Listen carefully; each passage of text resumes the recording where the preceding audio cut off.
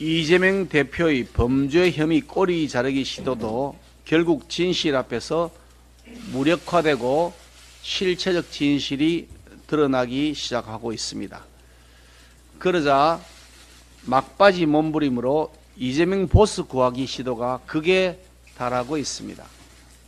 하지만 그 수법이 너무나 어설프고 그 속이 뻔히 보이는 아마추어 수준인 것을 보면 그만큼 다급한 상황에 몰려 있는 것이 아닐까 싶습니다.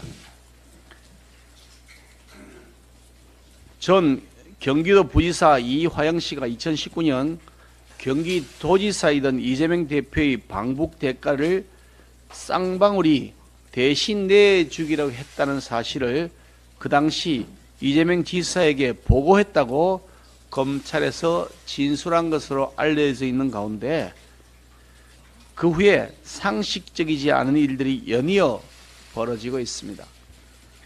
이화영 씨의 진술 직후 재판정에서는 뒷거래 내막이 의심되는 부부 싸움이 벌어지고 이 전 부지사의 의사에 어긋나는 변호인이 선임되더니 이 전 부지사도 모르는 재판부 기피 신청서와 정거 의견서 등이 그 변호사에 의해 제출되었다가 이화영 씨의 의사가 아니라는 사실이 확인되어 무효화되기도 했던 것으로 알려지고 있습니다.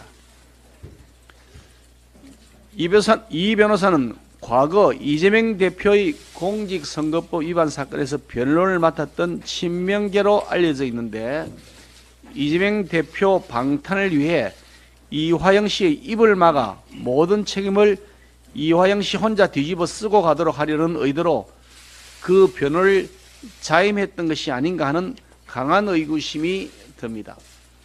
만약 그렇다면 그 변호사는 변호사 윤리에도 어긋날 뿐 아니라 형법상 범죄 은닉죄도 해당될 수 있는 매우 중대한 사건입니다.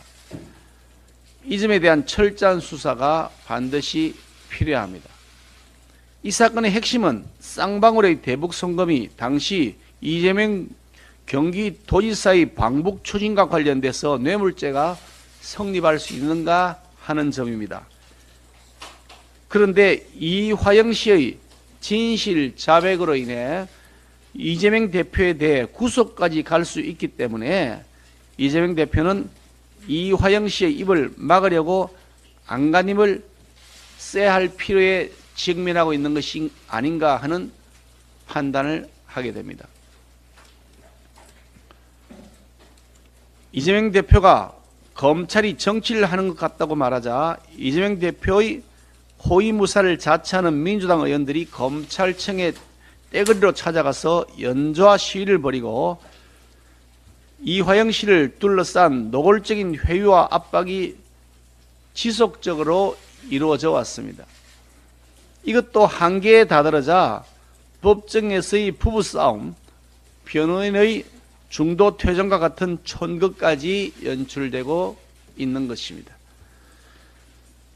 수도권 근교의 가상 중소도시 안남시를 배경으로 조직폭력배를 등에 업은 안남시장과 그의 뒷일을 처리하는 대가로 돈을 받는 공무원 등이 한데 엮여서 공직을 자신의 출세 수단으로 악용하는 스토리의 영화 아수라의 대자비를 보는 것 같습니다.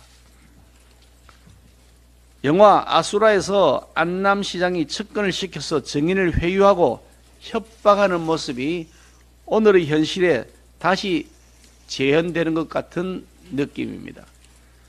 제가 뉴스를 보고 있는 것이 현실인지 영화인지 헷갈릴 정도입니다.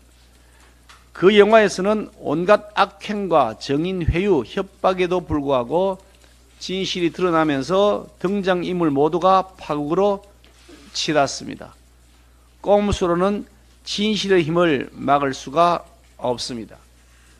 권력으로 정의와 법치를 가로막으려는 시도는 한낱 환상에 불과하다는 사실이 조만간 증명될 것입니다.